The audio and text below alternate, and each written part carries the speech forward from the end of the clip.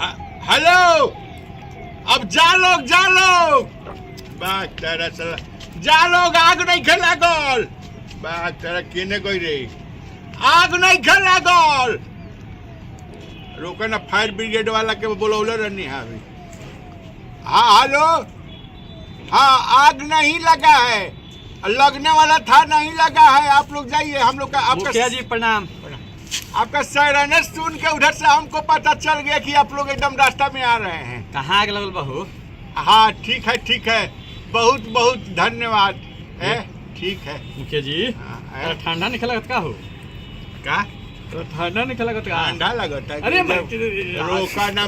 जान जाता तरह ये गर्मी के चलते गर्मी हो गई देखला कि फायर ब्रिगेड के अब ही माना कहनी है कि मत आवा लोग ये तो तारा गर्मी कथी के हो गई इतना ठंडा पड़त आवे या तारा गर्मी होता हमरा नु ठंडा ये गर्मी लगता कैसे गर्मी हो गई? अरे आटवा जान तोरा का भइल हां गेहुआ भइल बनु हां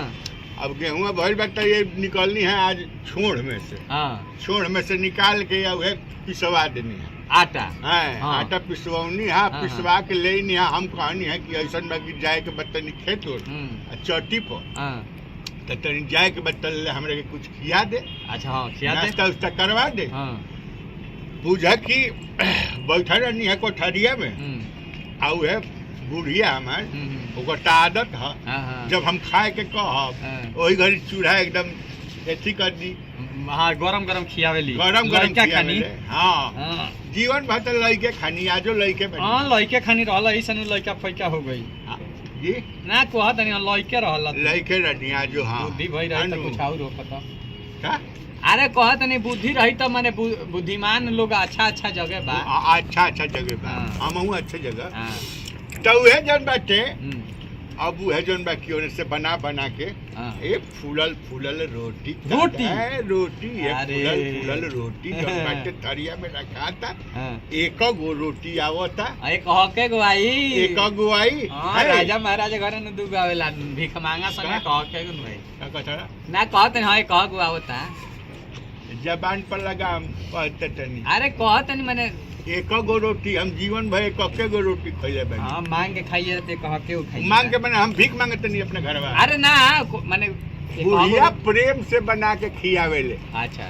उहे बुझा कि अभी थरिया बाटे ओमे मरचा के अचार भुजिया आलू के अच्छा हैं आ उहे कटहर के तरकारी कटहर की। हां मद्रास से ले आई रहे दामाद। हां कटहर मद्रास से कटहर लेके आई रहे। हां मद्रास से कटहर लेके आई रहे हैं कि पानी जी में से चोरैले रहला खबरदार कल चिल्ला चल है कि दूगो कटहर हमर गायब बा हैं आज मद्रास कहत रहो एकरा से ना कहे चाहत ले साला हाला कर दी थोड़ा ना मद्रास से। हां हनु उ परात में सब आइटम बाटे आ ओकरा बाद जब बुढ़िया एक गो हाथे फूलल रोटी है ले आके रखत दिया अब फूलल बाटे भाई जबले ओकर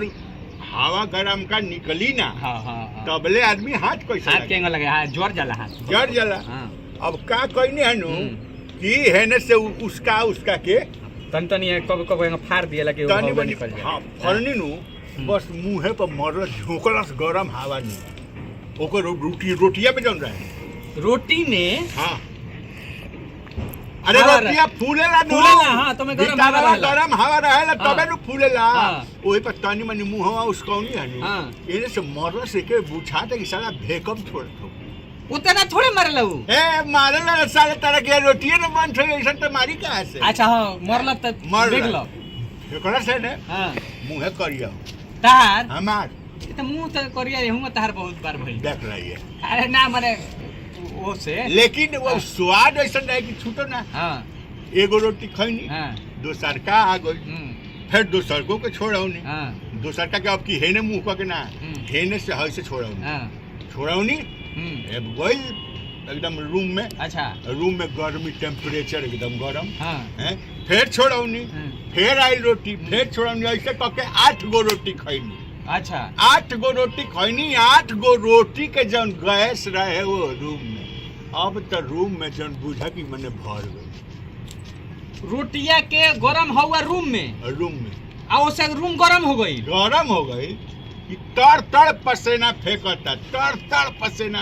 है नु हमरा बुढ़िया के तो एक्सपोजर मार देले बा। का मतलब है? सरद गरम काहे कि बुढ़िया ने खाना बनाओ हनु रोटी ठंडा में बनाओ इन्हें गर्मी बैठे गरम ठंडा गरम ठंडा गरम ठंडा गरम ठंडा गरम ठंडा बस गरम बस बस गरम बस ठंडा गरम 8 ठंडा बेर आई रहेगा इधर तो 8 बेर कर दो गरम ठंडा गरम हो गई ठंडा, हो गई गरम, 8 ठंडा। बार 8 बार ए, समझ ले हो गई नू हाँ। 8 बेर जे ऐसे कैलस नू गरम ठंडा बस बुढ़िया बेहोश होके उन्हें गिरली हम कहनी कि हो बूढ़ी आवत नहीं की का बात बा आ तोले ले तो हमरा तो कपड़ा उपड़ा खोले के बेचैनी है सब कपड़ा खोल के रख ले देखा ना है कपड़ा कुल पहले रहने रोटी के गर्मी से इतना तारा गर्मी हो रोटी के गैस हवा है वो रोटी के गर्मी से मैंने बुझा कि आफत हो गई है ओकरा देखनी तो बुढ़िया के पानी मरनी मुंह पर छपाक छपाक 3-4 बेर पानी मरनी हो गया बाद उठल कहलस कि हम कहाँ बानी हम कहनी बारू घर ही बारू है ठीक बारू नू हम चिन्हा तनी नू तो चिन्हलस हमरा के तब जाके ओकरा के बिछौना पर सुतवनी ओकरा बाद जाके ए जे ऊपर आके हाँ को बात सही कह तरह एकरे बावे अब देख ला ना कश्मीरी साल जाने लो कश्मीरी साल हम जानी लेना किन ले रन दुगो बुढ़िया के जानते रह कश्मीरी साल एगो आई रहे 150 के हां सोनपुर मेला में हां तो सोनपुर मेला गई रहनी तो कश्मीरी साल एगो किन के आईनी हां तो कहला कि बबुआ समझ कि ई बहुत गरम करेला तनी सु बचाइए के बुढ़िया झोकरल नहीं कनु है ना झोकरा लइके तुरंत नहीं ना झोकरा लइके अच्छा ठीक बा तो अभी नया पेंट करनी है देखला हम अपन गंगाजल बड़का बगीचा वीआईपी हवेली हां है ओमे पेंटो में बड़ा पैसा लाग गइल 5 ताला उठ गई हां हमें आज पेंट अंदर करैले हां तो हम ओइनी अरे पेंट तो गइल बानी हम बाप रे बाबू फूल बनल बा हां ठीक ओमे जानत रे एगो रूमवा में के सब पेंटावा फूलावा सब बह गइल काहे बह गइल अरे उ कश्मीरी सालवा के चल कश्मीरी साल का कहलक नु कहलक कि कश्मीरी साल अब बबुआ तनी बड़ी गरम करेला अच्छा तो हम लेके आइनी हम कहनी कि ओढ़े से पहले काहे ना तनी सुखा दी एगो ताखता खानी बावे रूमवा में वही पर धक के चल गईनी अब बुझ कि उ कश्मीरी साल चारों ओर से रूम होम पैक रहल गेट उट पैक तारा सीढ़ी ओढ़ी पैक सब पैक अब उमें बाहरी तो ठंडा हवा घुसल ना घुसल अंदर रूम के अंदर बा कश्मीरी साल है रूम के अंदर वो दूगो जोड़ा हाँ जोड़ा अब जब कश्मीरी साल गरम करे के शुरू कैलक अब ओकरा गर्मी से एकदम पेंट बह के गिरता हम बहरी उठो कहतनी कि दरवाजा के नीचे से आवत कहाँ बा पेंट तो सब नीचे धइले बनी हमरा लौकते नहीं खे कि का होतावे अच्छा वो पेंटवा सब चूहे लागल चू के इतना उस कश्मीरी साल में गर्मी रहे कश्मीरी साल के गर्मी से वो चुवत नीचे देखता नहीं होई मुहे गेट के नीचे हार फोड़ देले बावे आ लोग उन्हें से बाल्टी ले जाके लोग लागल अपन घर पेंट करवावे अच्छा वही पे से बाल्टी के पेंट अरे कौन का करे